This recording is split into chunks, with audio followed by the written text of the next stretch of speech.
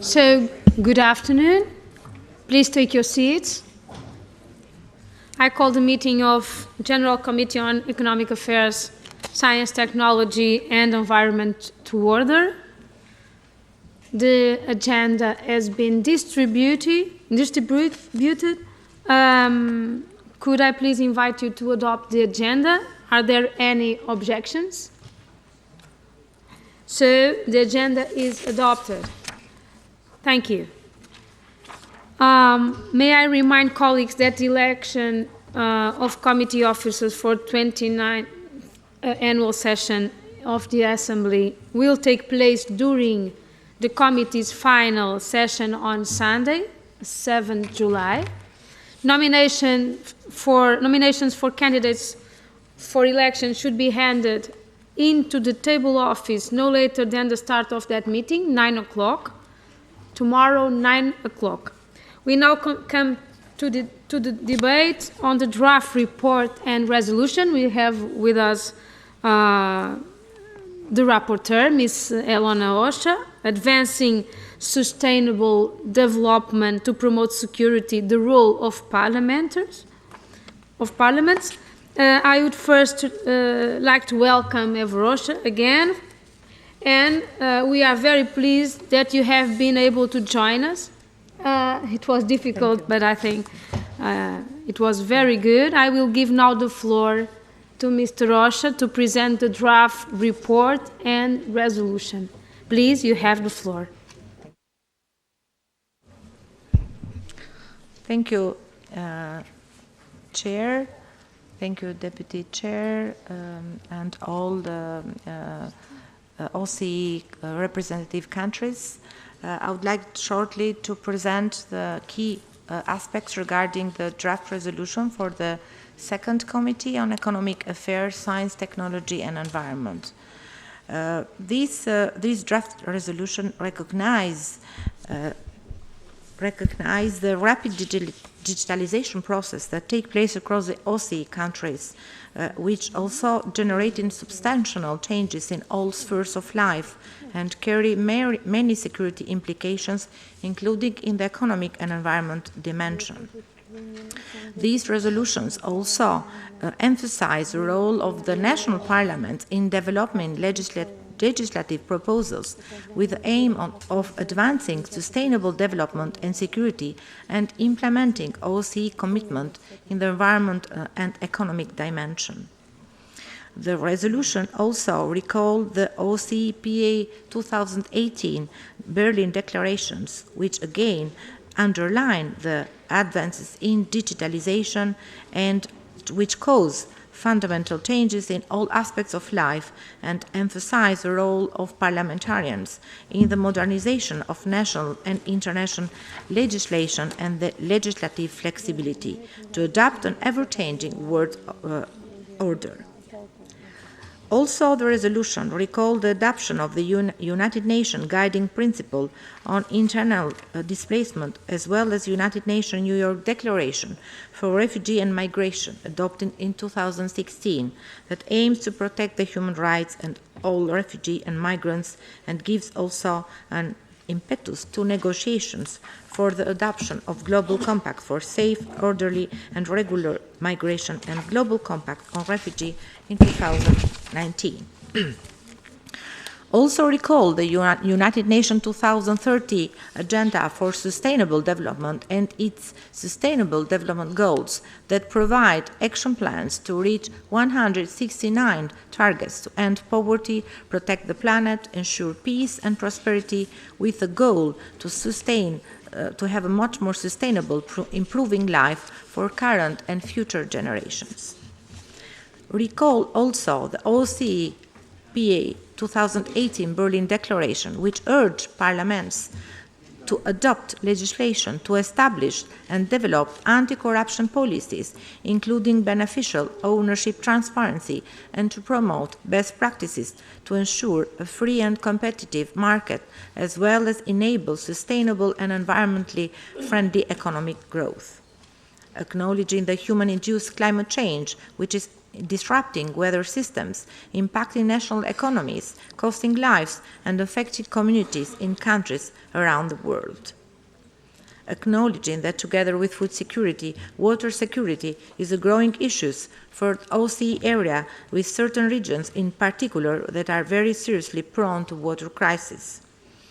Recalling also the Berlin Declaration, which stressed the importance of energy security as a crucial factor for economic growth and stability, and provided its support for regional effort to interconnect energy networks and other infrastructure projects enhancing energy security. These resolutions also urge national parliaments to develop legislative proposals to advance sustainable development and security, and implementing OSCE commitment in the economic and environment dimension, in particular preventing and combating corruption, money laundering, finance and terrorism, migration governance, human capital development, disaster risk reduction, and fighting organized crime. Also, importance is emphasized with regards to the good governance and also development and expansion of renewable and sustainable energy, with the ultimate aim to reach energy efficiency through clean energy sources. It also called OSCE participant states to consider national necessary measures at the national and subnational levels to increase protection of energy network from natural and man-made disaster, and encourages OSCE participating states to share best practices to strengthen the security and safety of energy network in the OSCE region.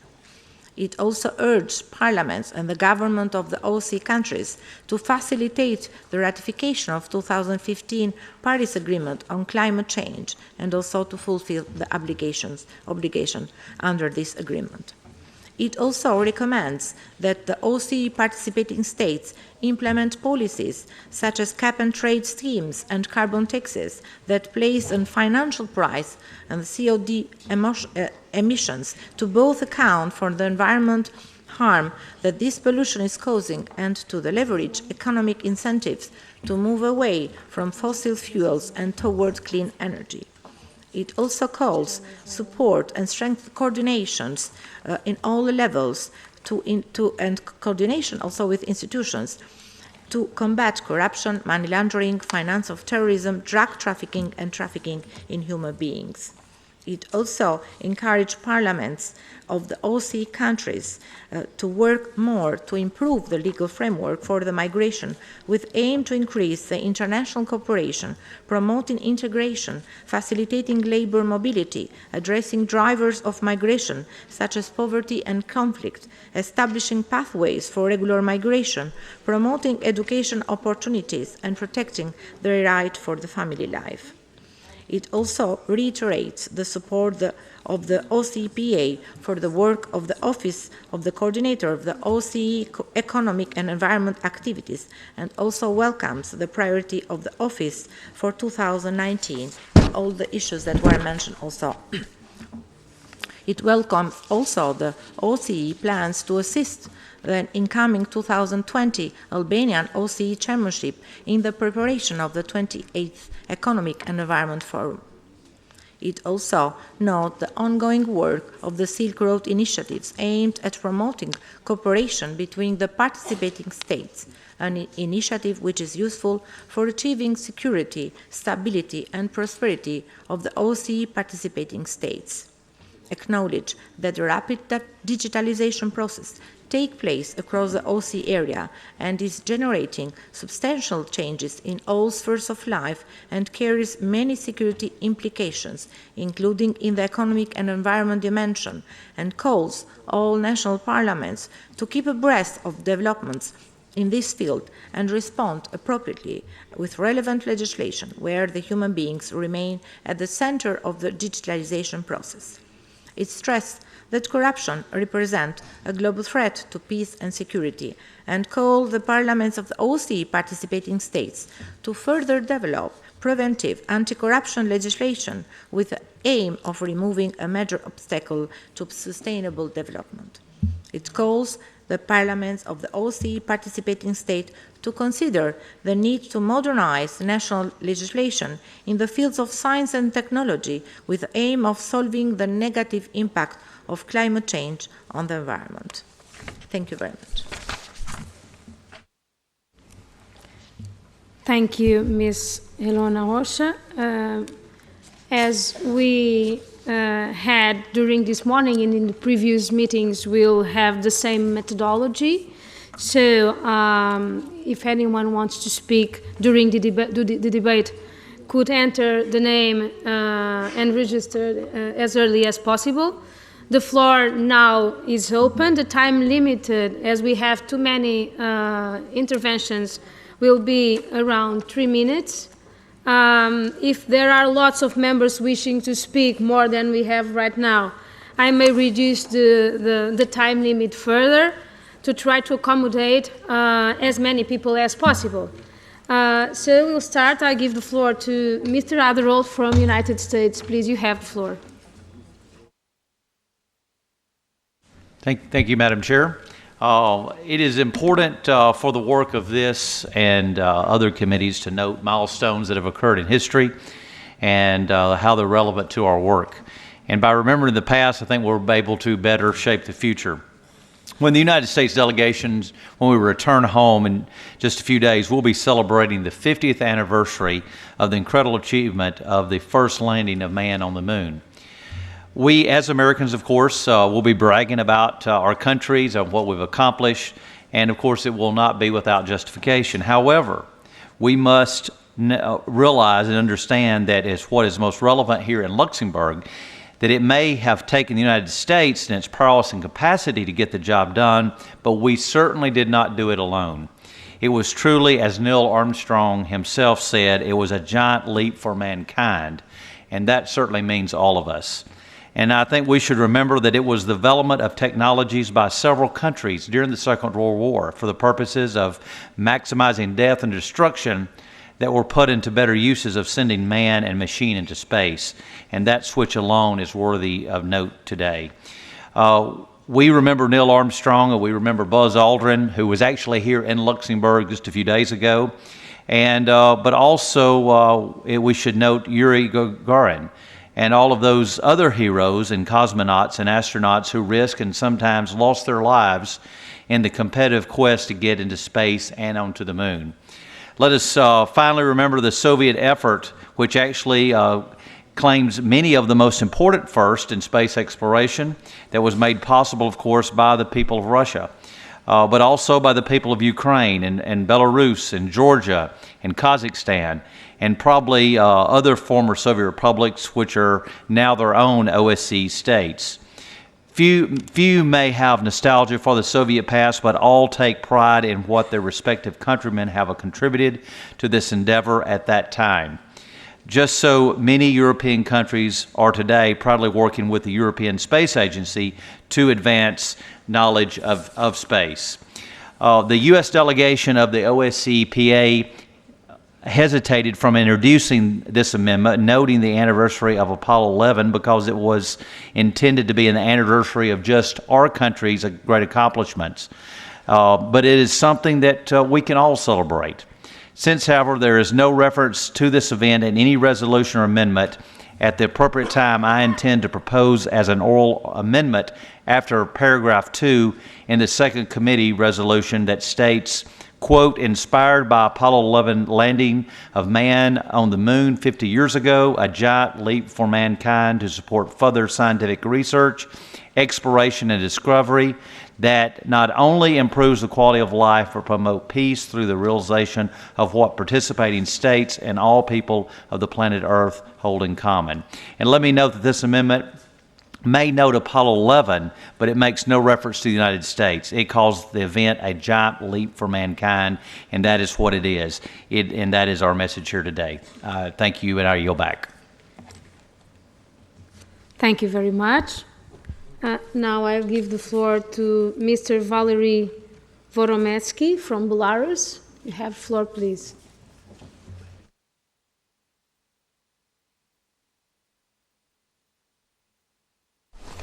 Sorry, just a moment.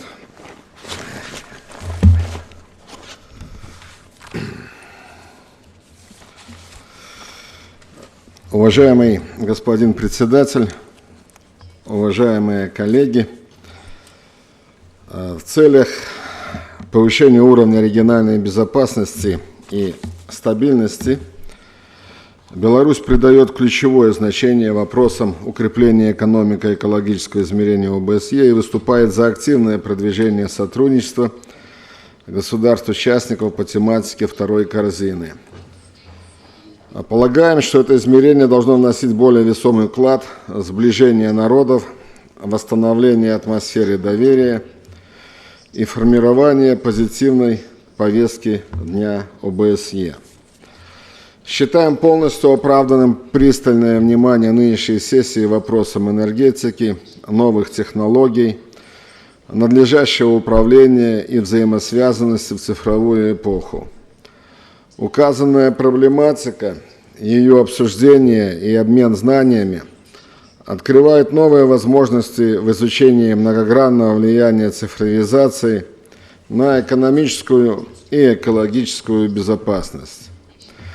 Современную экономику невозможно представить без развития передовых технологий, которые не просто повышают эффективность работы традиционных отраслей, но изменяют саму суть технологических, управленческих и общественных процессов. Цифровые технологии являются мощным драйвером экономического роста, серьезным стимулом для гармонизации цифровых рынков, продвижения многоуровневой интеграции. В Республике Беларусь курс на максимально широкое использование информационных технологий в экономике, государственном управлении и социальной сфере был взят более 15 лет назад. Как результат, в настоящее время наша страна занимает достойное место в мировых рейтингах развития информационно-коммуникационных технологий.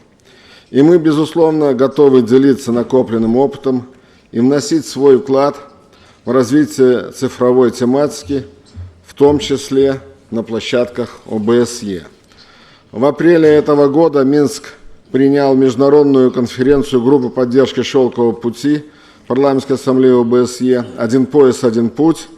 Углубление сотрудничества во имя устойчивого развития и процветания». По итогам нашей работы была принята Минская декларация, подчеркнувшая важность развития трансграничной электронной торговли, логистики и транспортных коридоров, устранения барьеров и налаживания эффективных взаимосвязей между странами и интеграционными объединениями. Вместе с тем, рост цифровой взаимосвязанности и взаимозависимости одновременно приводит к возникновению целого ряда общих проблем и вызовов, которые можно преодолеть только совместными усилиями. В связи с этим, полагаю, весьма актуальным проект резолюции «Стратегическое прогнозирование в области науки, технологий и инноваций в интересах устойчивого развития», внесенный на рассмотрение 28-й сессии парламентской ассамблеи.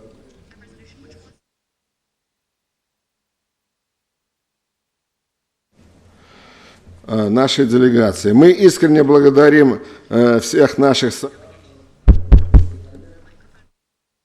которые поддержали нашу декларацию, резолюцию. Спасибо, благодарю за внимание.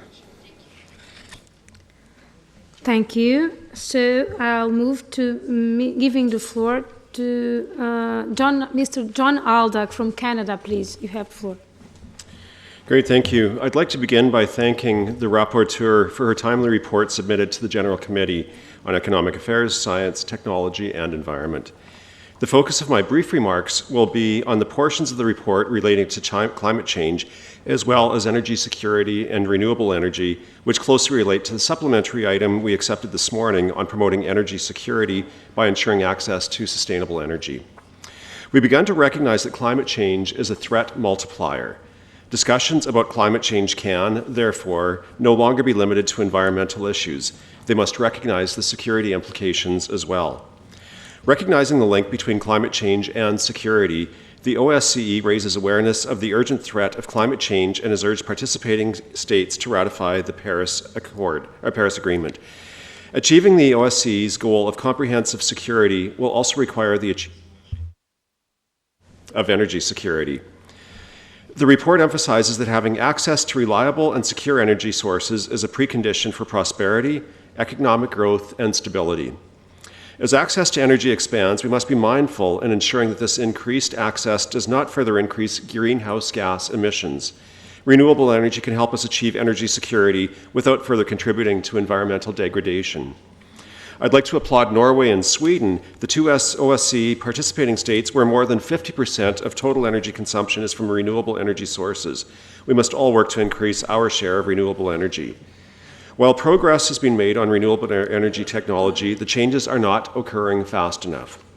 As parliamentarians, we must consider that the policies we make have lasting impacts. Addressing the threat of climate change and need for energy security requires political will. I'd also like to emphasize that different populations are affected by climate change and energy security differently. Based on gender norms, women tend to manage energy usage within a household and are therefore more vulnerable when clean, affordable, and reliable energy is unavailable. Meanwhile, women are most often underrepresented in decision-making positions and in the energy sector. Therefore, for us to achieve universal energy access, energy policies must be gender responsive and must include the input of women and women-led organizations. I look forward to the rich discussion today on how we can ensure that climate change and energy security remain top priorities for this organization. Thank you. Thank you very much. Now I'll give the floor to Mr. Pitokopitis from Cyprus.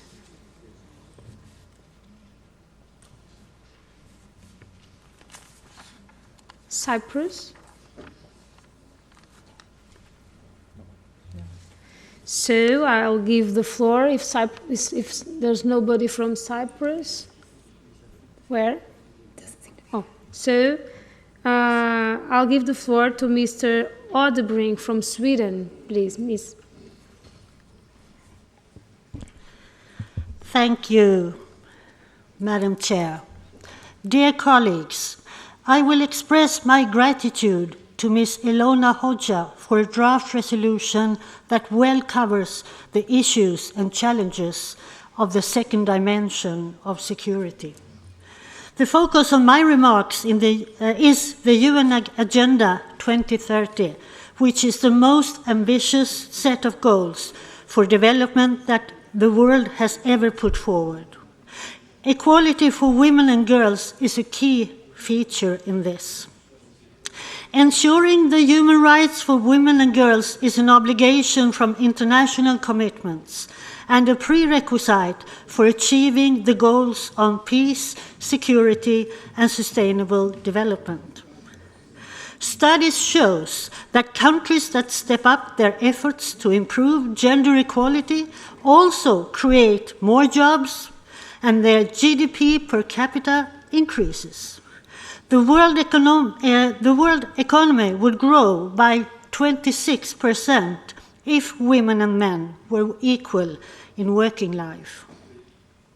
Dear colleagues, a lot has been done when it comes to equality for women, but a lot remains to be done in our countries. We see also today a worrisome trend of women and girls' rights being pushed back. A famous Swedish author once said, "For times who lack hope, there is no greater prison than the future." Our task is to provide hope and faith in a better future in a time of growing pessimism and diminishing trust in politics as a tool to improve the lives of the many, and to show that scapegoating and setting people against each other is not the solution.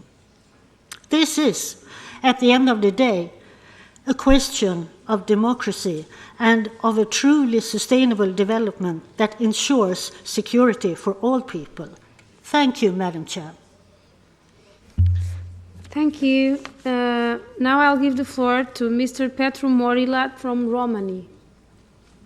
Roman.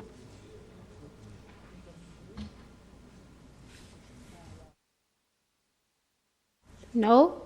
There's nobody from Romania? So I'll move to Mr. Luca Santolini from San Marino. Grazie signor Presidente, esimi colleghi.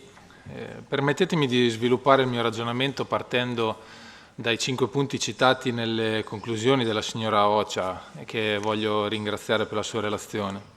Ben 4 di quei punti sono conseguenze dirette del surriscaldamento globale. Attorno al numero di gradi di aumento della temperatura globale si giocherà il futuro stesso dell'umanità così come l'abbiamo conosciuta fino ad oggi. Non fosse altro che per il numero di persone impressionante che negli scenari peggiori ma sempre più concreti sarà costretto a mettersi in moto in cerca di terra vivibile. Numeri che fanno impallidire quella che fino ad oggi è stata considerata anche da noi, da questa organizzazione, come un'emergenza migratoria in Europa. Se gli scenari saranno confermati succederà tutto talmente in fretta da rendere praticamente impossibile ogni forma di gestione dei flussi, un altro dei punti rilevanti e qualificanti di questa relazione, ma anche ogni tentativo di integrazione graduale dei migranti nel tessuto sociale, soprattutto nelle aree di frontiera, che saranno travolte da ondate migratorie senza precedenti. E questo si tradurrà forzatamente con una minaccia molto critica alle logiche democratiche anche all'interno dell'area OSCE, che nessun muro fisico in questo caso potrà fermare. L'OSCE deve quindi occuparsi di cambiamento climatico in maniera sempre più decisa, bene il tema scelto dai nostri anfitrioni per questa sessione, ma questo non basta. Perché da quando faccio parte di questo organismo, infatti, leggo ottime relazioni, voto approfondite risoluzioni, ascolto interventi accorati e condivisibili da parte di quasi tutti i suoi membri. Ma quello che vedo poi tornando a casa sono governi e leader politici che hanno tutte altre priorità, nonostante gli impegni presi a livello internazionale dai loro paesi e dai loro parlamentari. Ascolto un dibattito politico a San Marino, ma anche negli altri paesi, che ha perso quello strabismo fisiologico fra obiettivi di breve termine e visioni di prospettiva che è sempre stato fondamentale equilibrio per un'evoluzione positiva delle nostre società. Io mi rendo conto per primo che la politica ha bisogno di consenso per governare, un consenso estremamente volatile oggi anche a causa del crollo delle ideologie politiche storiche. So che il consenso si ottiene andando incontro alle esigenze delle persone che cercano un lavoro, cercano stabilità personale, vogliono che si mantengano i livelli di welfare dei decenni scorsi. In molti paesi, in molti casi chiedono di aumentare quei livelli di welfare. Ma ci dobbiamo chiedere, questi risultati possono essere ottenuti senza porre fra le priorità, anzi come priorità, la lotta al surriscaldamento globale? Il fenomeno mediatico legato a Greta Thunberg, che nel giro di pochi mesi ha dato fiato a milioni di persone in tutto il mondo, ha dimostrato che ci sono tanti cittadini che si rendono perfettamente conto che la lotta per creare economie sostenibili è assolutamente e incontestabilmente la priorità di questo millennio. E io credo sia compito nostro, tornati a casa da queste interessantissime riunioni,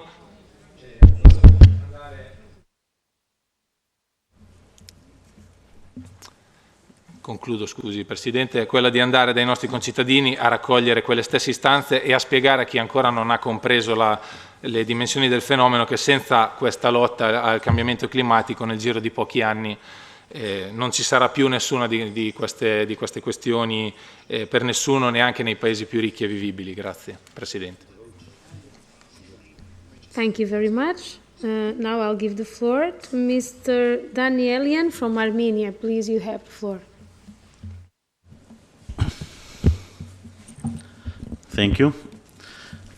First, I want to thank distinguished rapporteur Ms. Jebrea for her comprehensive report, touching ground on many aspects of second dimension of security. Before going into details, I would like to make a few general observations. In our activities within the framework of this committee, we need to bear in mind that the need to ensure that topics we discuss should have clear link to security. Secondly, the logic and essence of the economic and environmental cooperation is building trust and confidence in order to create conducive ground for tackling political disputes. OSCE PA has special role to play in this regard. We are pleased to note that the report of distinguished rapporteur follows this logic. Regarding corruption, we commend the focus on good governance and fight against the corruption. Governments which are really keen to fight corruption have to promote investigative journalism and protect the journalists covering sensitive issues, such as corruption of high-level state officials. Corruption may have serious impact on international security as well, in particular when it goes to bribery of foreign public officials. As you are aware, some states export their corrupt practices to international fora in order to promote their conflict perceptions. I would like to refer to the report of the independent investigation body created to address allegations of corruption within the Parliamentary Assembly of Council of Europe. The findings of the body were heavy blow on the reputation of PASE and its members. Number of corrupt techniques and practices were revealed or confirmed through this body, such as the so-called caviar diplomacy and Landromat case, which involved money laundering of billions of dollars, involving number of OSCE participating states, banks, and parliamentarians. Related to human capital development, we support the topic in the context of education and building skills in digital era. Armenia, throughout its millennia-old history, has never relied on natural resources for its development. Driving force for the economic progress in Armenia have been and will remain free, skillful, and creative individuals, which form our nation. Development of human capital can take place only within the framework of strong and inclusive democratic institutions, rule of law, and protection of human rights, including social and economic rights. There is clear consensus in the Armenian society on democracy, good governance, and human rights, which creates favorable conditions for the government to advocate reforms aimed at further enhancing the human capital and promoting innovative economy.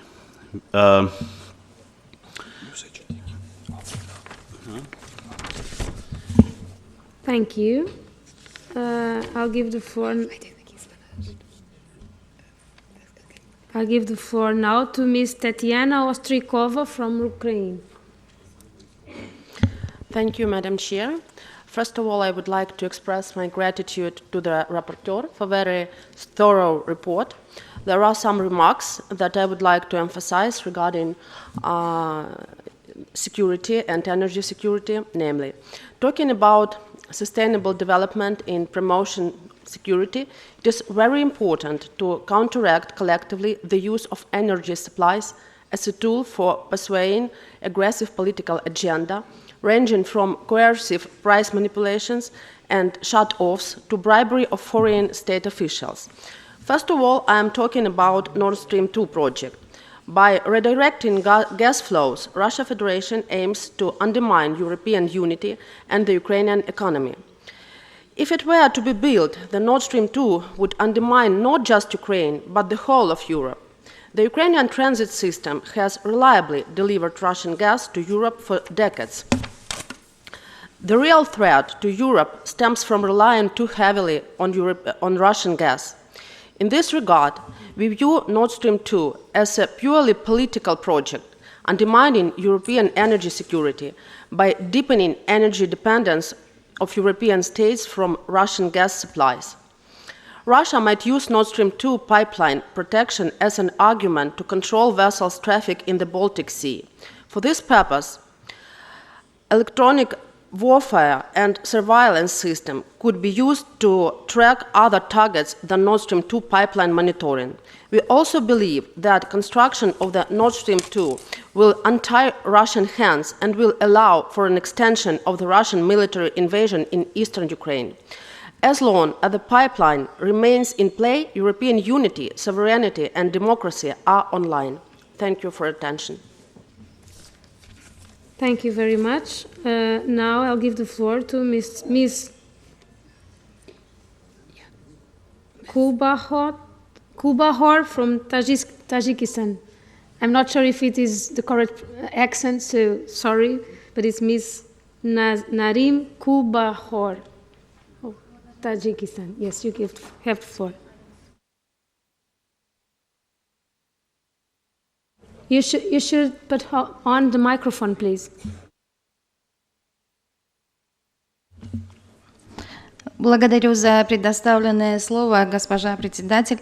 В начале своего выступления хотела бы выразить благодарность принимающей стороне парламенту Люксембурга, а также выразить благодарность уважаемой докладчице Елене Ходжа-Гебреа за весьма содержательный доклад. Выражаю надежду, что сегодняшняя дискуссия внесет ценный вклад в деле укрепления наших совместных усилий по реализации поставленных целей, а также принимаемая резолюция и выносимые поправки. Мы уверены, что реализация этих целей и задач возможна только в случае наращивания сотрудничества и мобилизации необходимых ресурсов, взаимопонимания между нами, также человеческого, финансового и технологического ресурсов. Уважаемые дамы и господа, вопросы экологической безопасности, обсуждение проблем изменения климата уже который год рассматривается на полях парламентской ассамблеи ОБСЕ.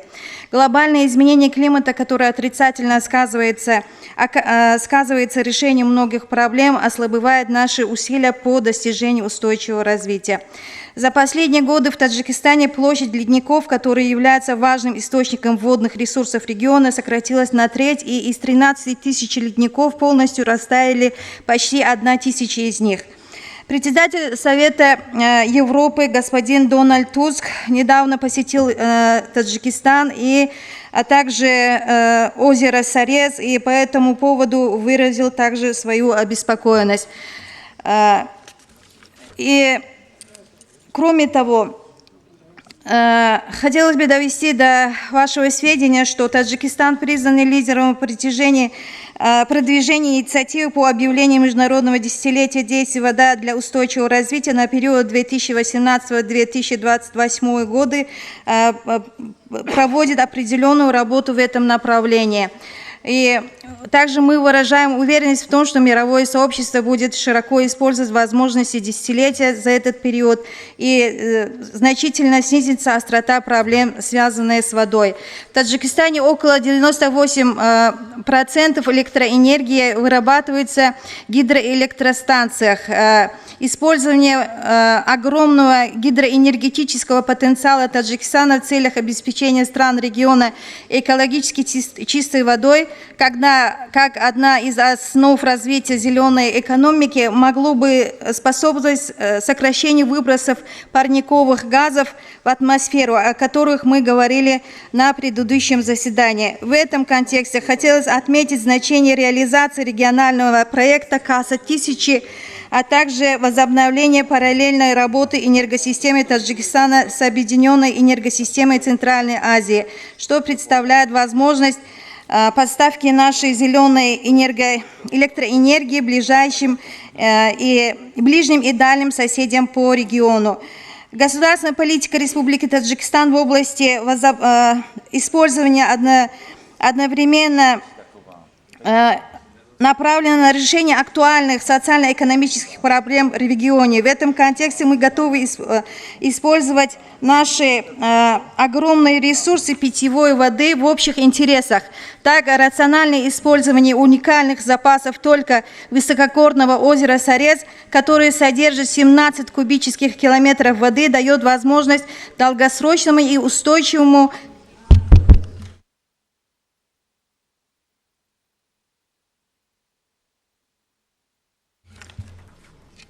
Thank you.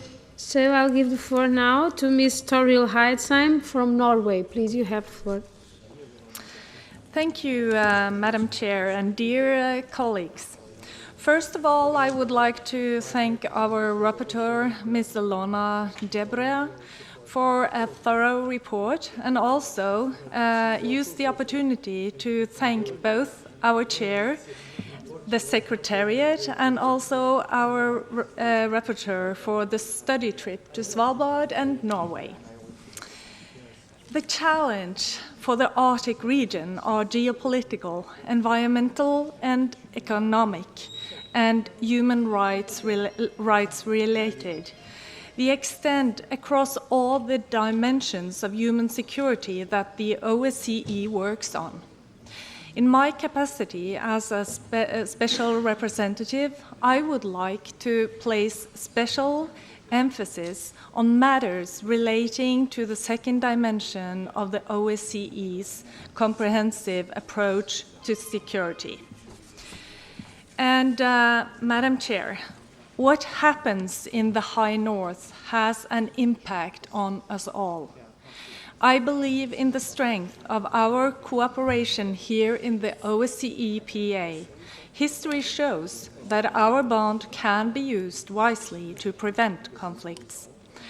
It can also be used to prevent the negative impact of climate change. Together, we can contribute to raising awareness, providing better understanding, and using our established cooperation skills to maintain security and stability in the OSCE region. So, please recognize and support the amendments number 9 and 14 from the Icelandic delegation. Thank you. Thank you very much. Now I'll give the floor to Mr. Del Barba from Italy, please. You have. Grazie Presidente. Mia convinzione è che la nostra seconda dimensione stia assumendo e assumerà in modo crescente un ruolo centrale, impensabile fino a pochi anni fa, sempre più direttamente collegato alle questioni di sicurezza e pace delle nostre popolazioni. Infatti la scienza, l'economia, la crescita esponenziale dell'innovazione, la centralità aumentata delle questioni energetiche, gli impatti economici e geopolitici del cambiamento climatico, come molti colleghi hanno già sottolineato, sono divenuti strumenti irrinunciabili per individuare le soluzioni politiche, anzi strumenti irrinunciabili per fare politica. In particolar modo sottolineo con piacere il riferimento ad Agenda 2030, che credo debba trovare nei nostri lavori un ruolo sempre più centrale, che consente una rilettura totale di tutti i temi che attraversano anche le altre due dimensioni della nostra organizzazione. Noi siamo nelle condizioni, abbiamo l'opportunità finalmente di poter coinvolgere i parlamenti nell'attuazione degli obiettivi di Agenda 2030 in modo coordinato. L'azione dei governi è sì importante, ma solo il pieno coinvolgimento dei parlamentari consente di risolvere con successo questa sfida. È già stato fatto notare dal collega di San Marino e condivido che i governi sono troppo influenzati dalle dinamiche di breve termine. È nostra questa responsabilità. Abbiamo qui l'opportunità di ripensare anche tematiche che in questa assemblea costituiscono spesso aspetti di impasse per motivi storici e insuperabili. Noi li possiamo affrontare da un altro punto di vista. Credo quindi che questa risoluzione, per cui voglio esprimere l'apprezzamento e il ringraziamento alla relatrice, getti tutte le basi perché questa centralità possa essere colta adeguatamente dalla nostra Commissione e da tutta l'OSCE.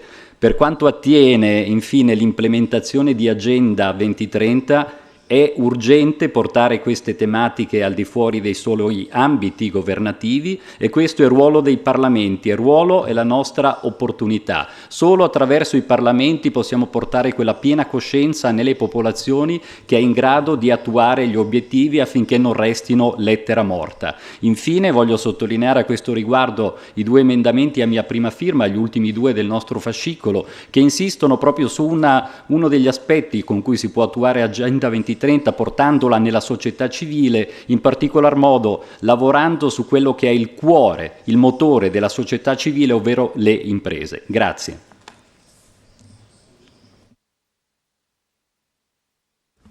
Thank you very much. Now I'll give the floor to the last intervention to Mr. Onichenko from Russian Federation.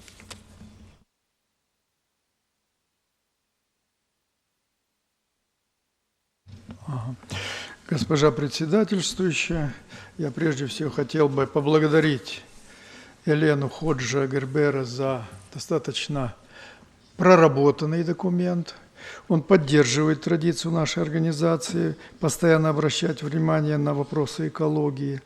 Вместе с тем объединяет этот документ научно некорректные данные, связанные с излишним характером оценок, содержащихся во влиянии окружающей среды, равно как и того ущерба, который это наносит здоровью. Для интеллектуальной части нашего европейского общества это будет объединять наш данный документ, и я думаю, что в процессе поправок, которые мы сегодня будем обсуждать, мы этот вопрос откорректируем. Что касается предложения, прозвучавшегося в устном плане относительно упоминания об Аполлоне, я не знаю, насколько это уместно, разве что как место будущей эвакуации человечества на Луну уместно об этом вспомнить. Я бы предложил другой юбилей, в преддверии которого мы живем. Это 75 лет окончания Второй мировой войны.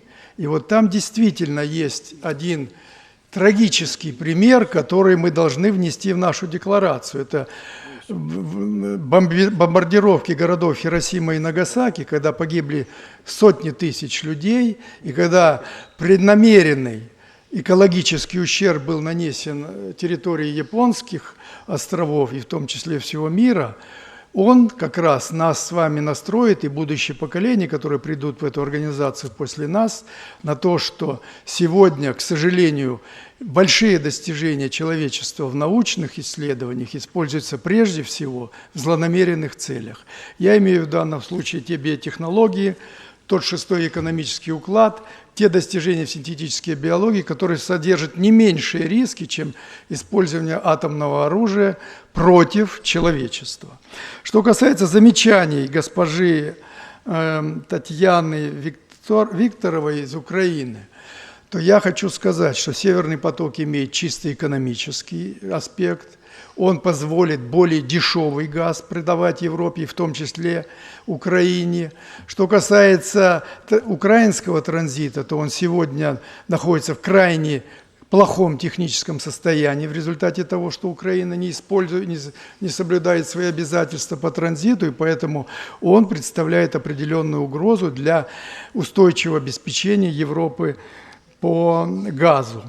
Поэтому, но тем не менее, политически мотивированная экологическая катастрофа, которая была организована Украиной против Крыма, это перекрытие питьевой воды по каналу, которым снабжалась многие десятки лет полуостров, и той экологической катастрофе, которая была организована в городе Армянске в прошлом году на украинских предприятиях, принадлежащих украинскому капиталу, но тем не менее Россия поборола.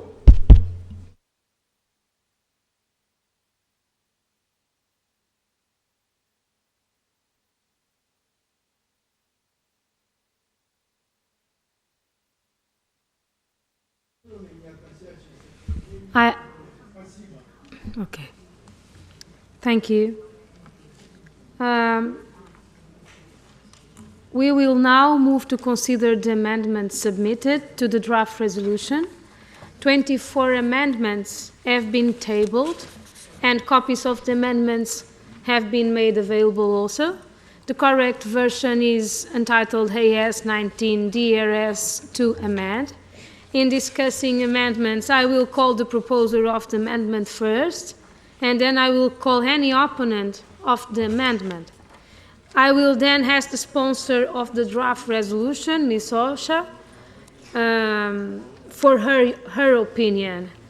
Following that, I shall put the amendment to the vote. I asked speakers to observe a time limit of 1 minute. We are also required to vote on every paragraph to which there are no amendments. So we'll start with paragraph 1. Anyone is against? Those in favor? Favor?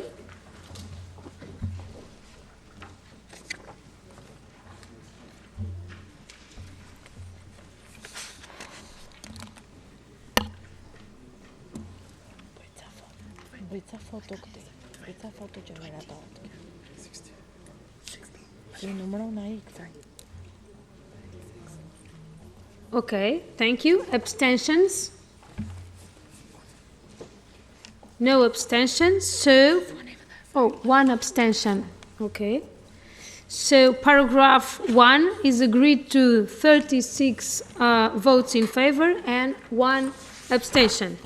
An oral amendment has been proposed that after paragraph 1 we insert, and I'm quoting, inspired by the Apollo 11 landing of man on the moon 50 years ago, a giant leap for mankind to support further scientific research, exploration and discovery that not only improve the quality of life but promote peace through the realization of what the participating states and all people on the planet Earth hold in common. So this is the quote. In accordance with the paragraph 10 of Rule 22 of our Rules of Procedure, first I will ask whether there is any objection to the oral amendment being considered. If there is any objection, the oral amendment cannot be considered and it falls.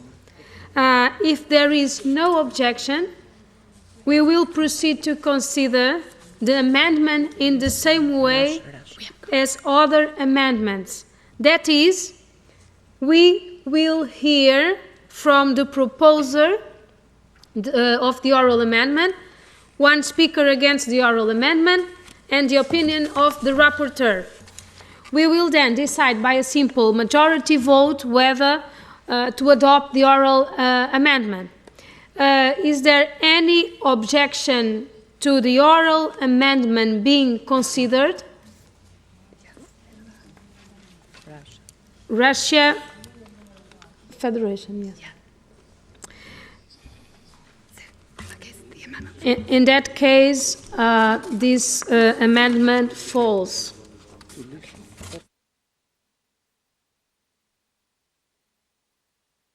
So we go back and I call... Maybe he agrees. He objected? Just a question. Russia Federation, just to be sure, Russia Federation objects this amendment?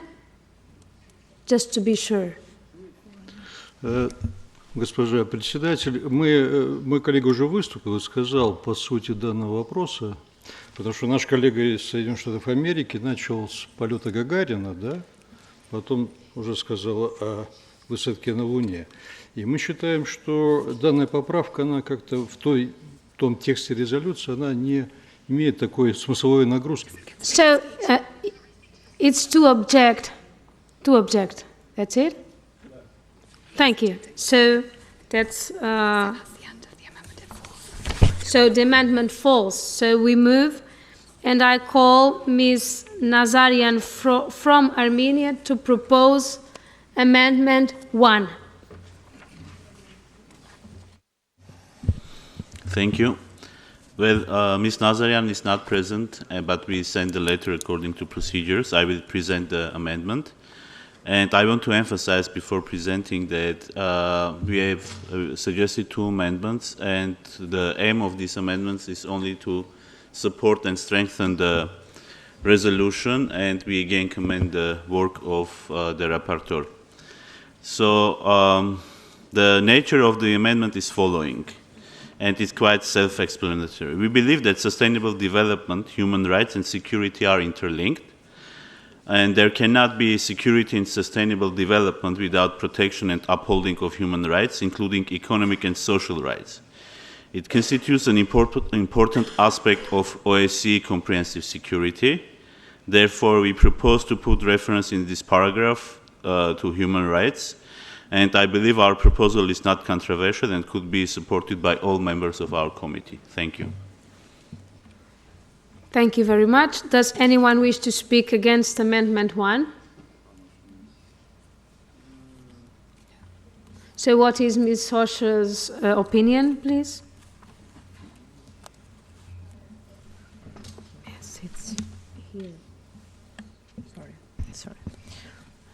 Dear Chair, I support the amendment proposed by Armenia and all the co-sponsor countries. Thank you.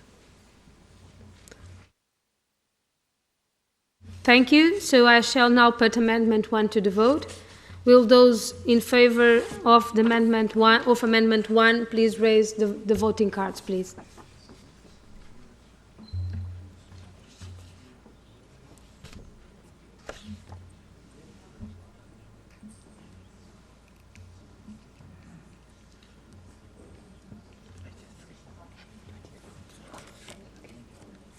$23.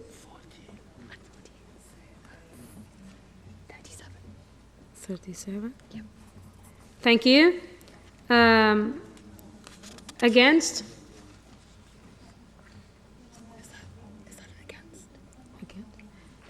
I'll ask Norway. You are voting against? Oh. So again, any vote against? One. Abstentions? So the Amendment 1 is adopted with 37 votes in favor and 1 against. We will now vote on paragraph 2 as amended. Anyone against? Those in favor?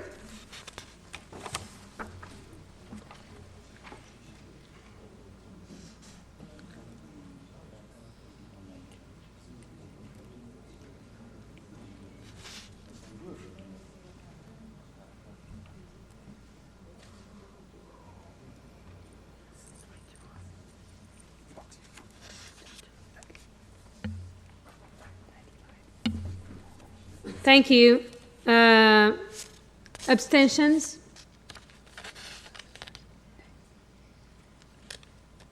So paragraph 2 is agreed to 35 votes in favor.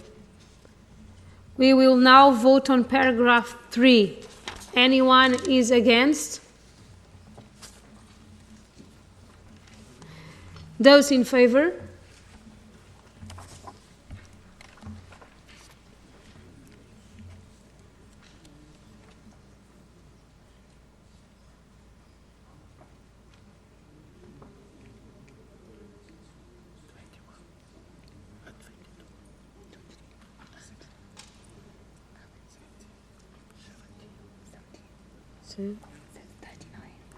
Thank you. Abstentions? Kazakhstan is voting for abstention? No, thank you. So paragraph 3 is agreed to 39 votes in favor. I call Mr. Konjorian from Armenia to propose Amendment 2. Thank you. In this case, again, I'm privileged to represent my colleague, and I want to thank all committee members for supporting the previous amendment. In Amendment 2 for paragraph 4, we are suggesting the following. The rationale is the following. We believe that digitalization brings not only challenges to security, but also opportunities. In particular, it can promote cross-border cooperation and confidence building. And this is why we propose to introduce the paragraph, in this paragraph, positive language in relation to digitalization to balance. And again, I call on the colleagues to support this positive and forward-looking proposal and wording. Thank you. Thank you. Does anyone wish to speak against Amendment 2? Ms. Osha, what is your opinion? I support the amendment. Thank you. Thank you. I shall now put Amendment 2 to the vote. Will those in favor of Amendment 2 please raise your cards?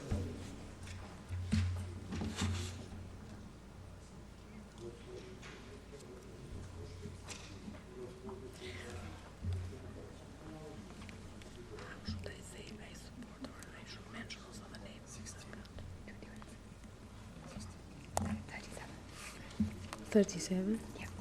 Thank you. Abstentions? And against? Sorry. Against? No. Abstentions?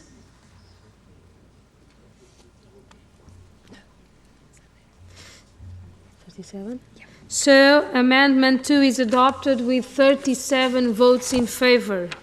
We will now vote on paragraph 4 as amended. Anyone against? Those in favor?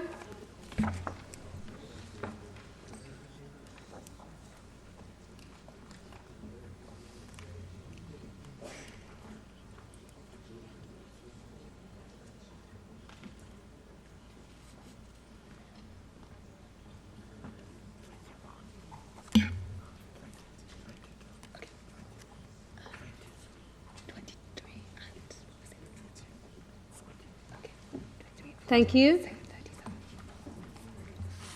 Abstentions?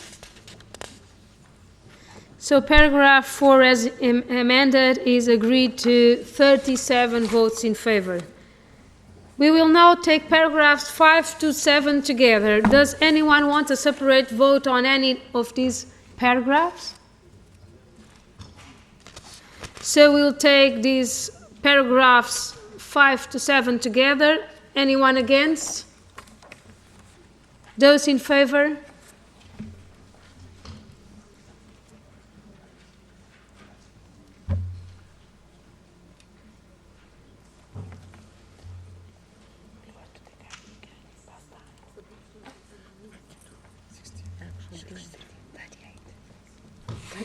Thank you.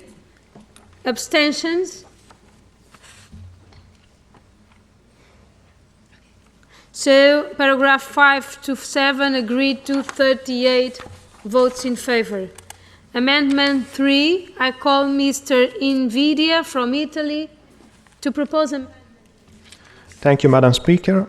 Well, first of all, I think that paragraph 8 is very positive in general, of course, but there's room for improvement. We are the Economic Committee, but we are as well also the Science and Technology Committee. And this is why we need to acknowledge that the speed of technology is changing, and it's, of course, exponential. And we also need to start to acknowledge that the direction for international development, especially for sustainable development goals, is inseparable from enabling technologies. And so this is why I've proposed this amendment. Thank you, Madam Speaker. Thank you very much. Does anyone wish to speak against Amendment 3? No? What is Mr. Rocha's opinion? I support the amendment from Italy. Thank you. Thank you. I shall now put Amendment 3 to the vote. Those in favor, please raise your cards.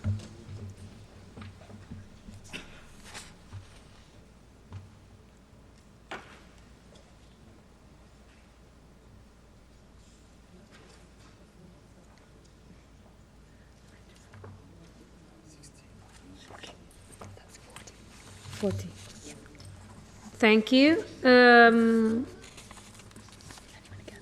Against? Abstentions? 1. So, Amendment 3 is adopted with 40 votes in favor and 1 abstention. We will now vote on paragraph 8 as amended. Anyone against? Those in favor?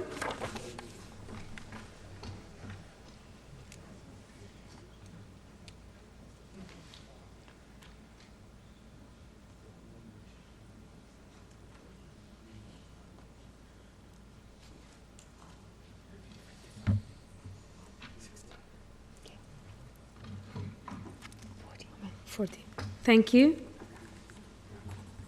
Abstentions? So paragraph 8 as amended is agreed to 40 votes in favor. We will now vote on paragraph 9. Anyone against? Those in favor?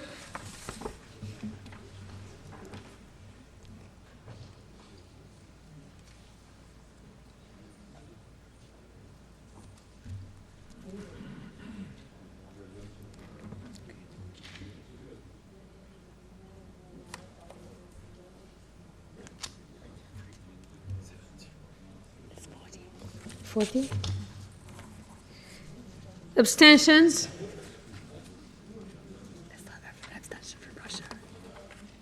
Abstentions? No. So, paragraph 9 is agreed to 40 votes in favor. I call now Mr. Grimoldi from Italy to propose amendment.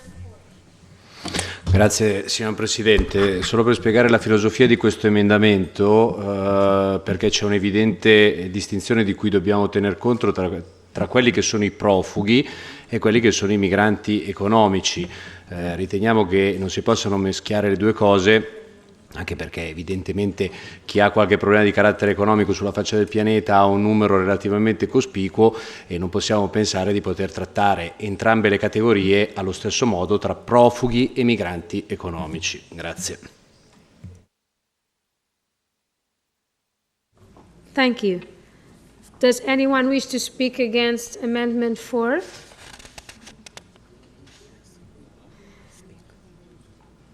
What is your opinion, Ms. Osha?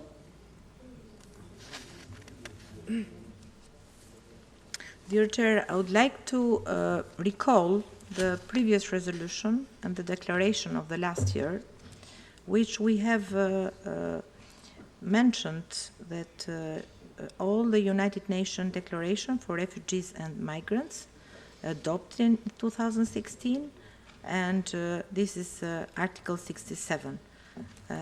It doesn't look good if we go back and we are not consistent on what we have agreed and what all participating states also have agreed to work in this area, and also with regards to the last year resolution and declaration. So I am against this. Thank you. Thank you, Ms. Osha. So I shall now put Amendment 4 to the vote. Will those in favor of Amendment 4 please raise their voting cards?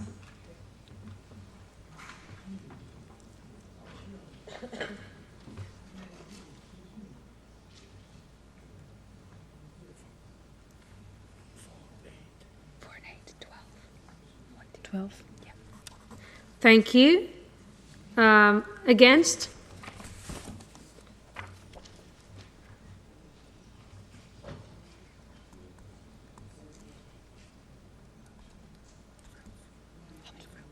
Twelve. 11. Abstentions? Thank you. Abstentions? 4. 4. 12. That was 23. Simeon. Against. How many again? Against was 12 plus 11. You had 12. Yes. And Colin had 11. So 23. Okay. So the amendment is defeated with 12 votes in favor, 23 against, and 4 abstentions. We will now vote on paragraph 10. Anyone against? Those in favor?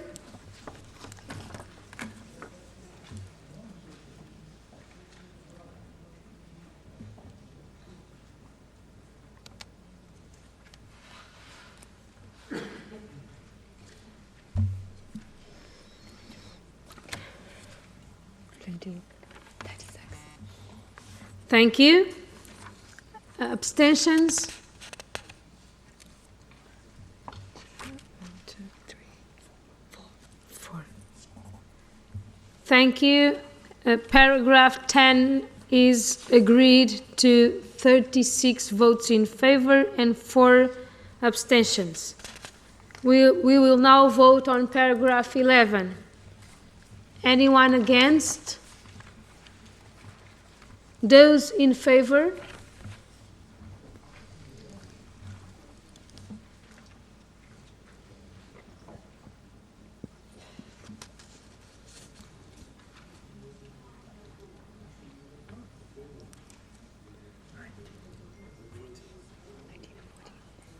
How many? Sorry, basic math is failing me. 33. Thank you. Abstentions?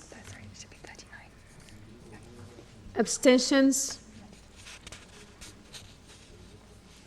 So paragraph 11 is agreed to 33 votes in favor. I call Mr. Ilpold from Switzerland to propose amendment 5. Merci Madame la Présidente, Madame la Rapporteure, mes chers collègues. Je vous propose d'insérer après le paragraphe 11 un nouveau paragraphe dont vous avez le texte sous les yeux, et ceci pour la raison suivante.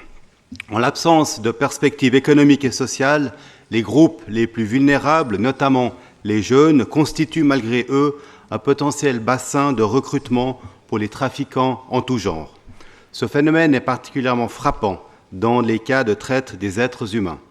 L'absence de perspective des jeunes peut également, et malheureusement, il faut bien le reconnaître, les mener à se tourner vers des idéologies susceptibles de les conduire au terrorisme. C'est la raison pour laquelle je vous propose l'ajout de ce paragraphe. Thank you very much. Does anyone wish to speak against this amendment? What is Ms. Sosha's opinion, please? Thank you.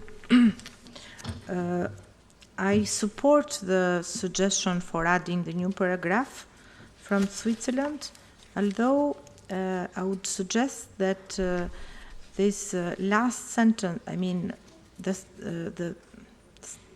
sentence starting from "and is a catalyst from extremism that can lead to terrorism," delete it, or modifying when we say contributes to fuel organized crime and human trafficking and violent extremism, because all of these crimes also are catalysts for other crimes. So otherwise, then we have to be very broad, and we have to explain also what is a catalyst, or fueling organized crime is a catalyst for what, human trafficking for what, and so on. So my suggestion is either adding after human trafficking violent extremism, or stopping here and delete the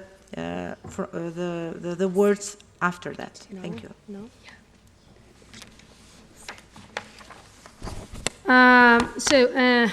An oral amendment has been proposed. I would like you to repeat the proposed amendment, how you would like to see the text, please. Okay, so I would propose to be the new paragraph as it is proposed, and till human trafficking, and to delete what is coming after. You have to ask whether there's any objections. My question to simplify, if anyone objects this proposal. So, Switzerland, please, Mr. Ilpold, you have floor. Merci Madame la Présidente, Madame la Rapporteure, je suis d'accord avec la proposition de compromis que vous avez faite et je vous rejoins.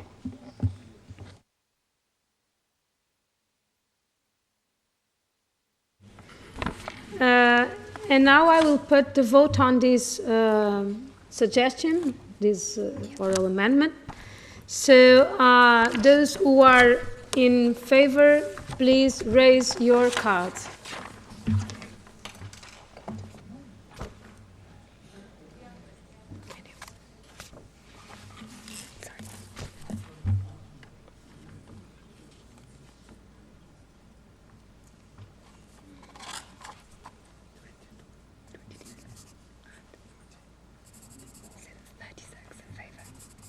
Thank you. Against? Abstentions?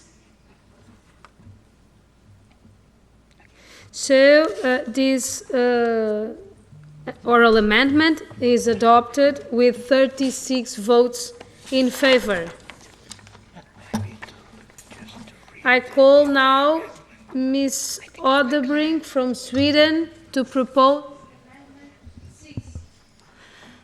Thank you, Madam Chair.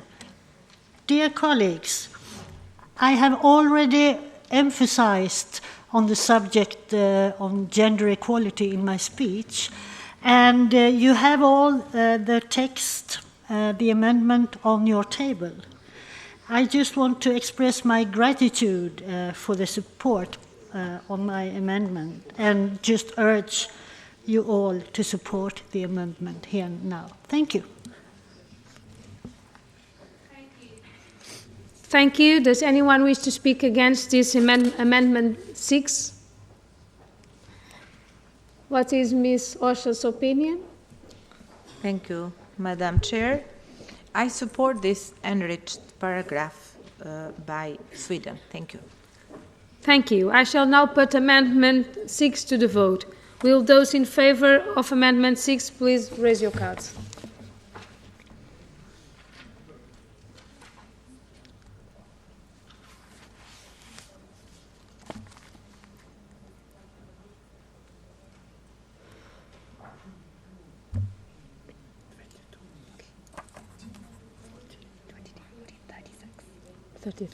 Yeah. Thank you. Against? Abstentions? 1. Thank you. So the amendment is adopted with 36 votes in favor and 1 abstention. We will now vote on paragraph 12. Anyone against? Those in favor?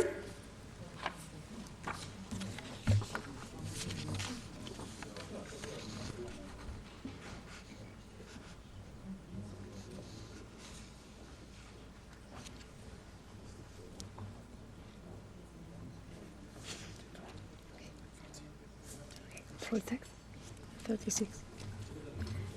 Thank you. Abstentions? Abstentions? So paragraph 12 is agreed to 36 votes in favor. I call Ms. Invidia from Italy to propose Amendment 7. You have... Thank you, Madam Speaker. Well, of course, I think that paragraph 12 is very positive, and in fact we have all voted for this. But I also think that it's necessary to, open it up a little bit, and so I propose this new amendment, which basically I think it makes sense at this point also to talk about the importance of the technical rule of ODIHR, which is doing within the OSCE framework a great job on transparency, effective legislation, and digitalization of the public administration.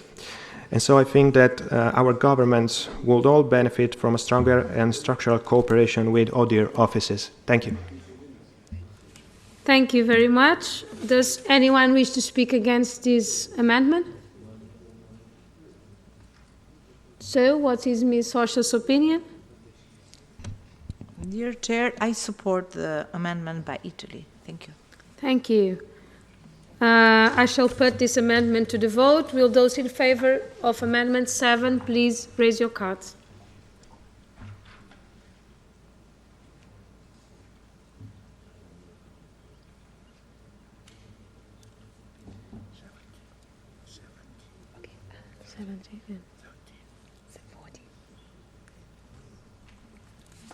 Thank you. Those against? 2 against. Okay, sorry, that should be 30, not 40. Sorry. 30. And abstentions? Abstentions? 2 abstentions. I think it's 3 abstentions as well. 3 abstentions. Thank you. So Amendment 7 is adopted with 30 votes in favor and 3 abstentions. I call now Mr. Fokin from Russia Federation to propose Amendment 8.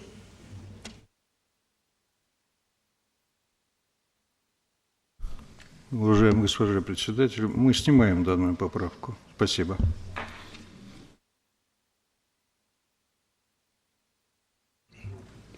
Anyone objects this? It's fine. The amendment's withdrawn. So the amendment should go on? No, it's withdrawn. No, it's withdrawn. it's true. And so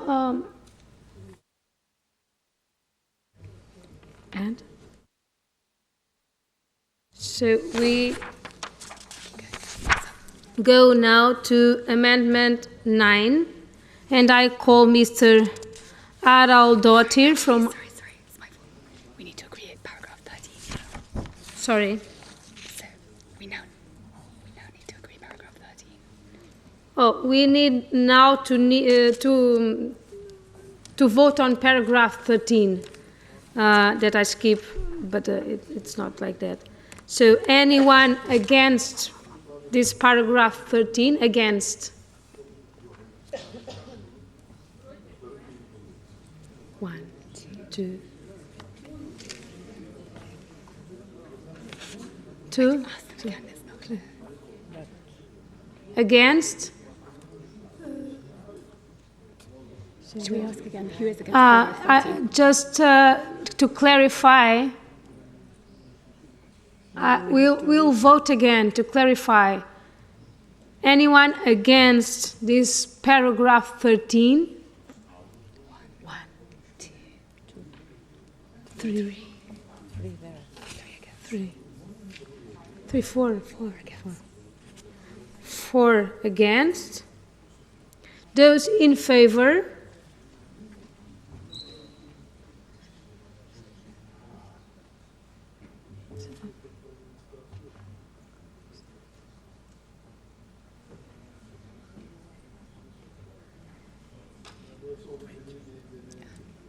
Twenty. 31. Abstentions? There's one abstention. 2 abstentions. 2 abstentions. So paragraph 13 is agreed with 31 votes in favor, 4 against, and 2 abstentions. I call now Mr. Araldottir from Iceland to propose Amendment 9. Thank you, Madam Chair. This amendment is intended to bring attention to the impact that climate change has on the ocean, one of my country's prime source of economic revenue. The United Nations Sustainable Development Goal number 14 deals with life below water. According to the UN, around 200 million people worldwide are employed by fisheries, and more than 3 billion people depend on the ocean as their primary source of protein. Climate change has a twofold impact on the ocean. Firstly, it decreases the oxygen level of the sea with increased warming of the oceans, and secondly, by the acidification of the ocean throughout increased CO2 in the atmosphere. Both of those factors can impact the ocean's food chain, and combined, their effects could be severe. According to the UN, ocean acidity has increased by 26% since the start of the Industrial Revolution. Moreover, the ocean absorbs around 30% of the carbon dioxide produced by the humans. I encourage you all to support this amendment. Thank you. Thank you very much. Does anyone wish to speak against this Amendment 9? What is Ms. Osha's opinion? I support the amendment proposed by Iceland. Thank you. Thank you. So I shall now put Amendment 9 to the vote. Those in favor of this Amendment 9, please raise your cards.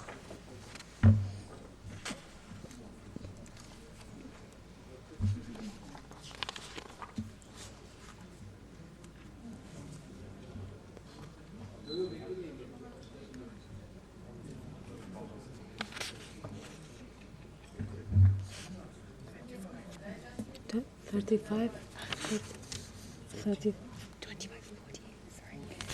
39. 39. Thank you. Against? One against. Yeah. Abstentions?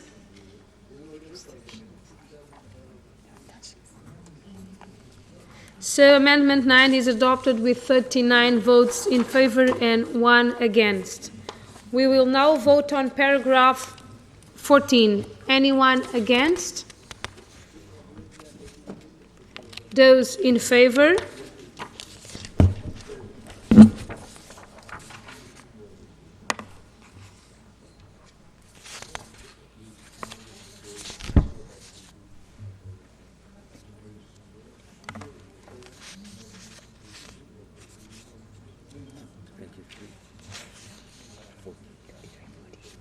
37. Thank you.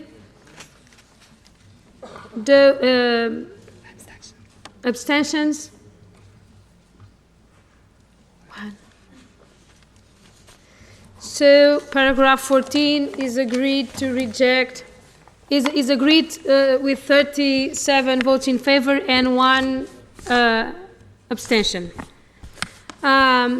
So it's we have 2 minutes until 4 p.m. So we'll finish here for today. Thank you. We'll continue our consideration of the amendments to the draft resolution tomorrow at 9 o'clock next meeting. So see you tomorrow. Thank you.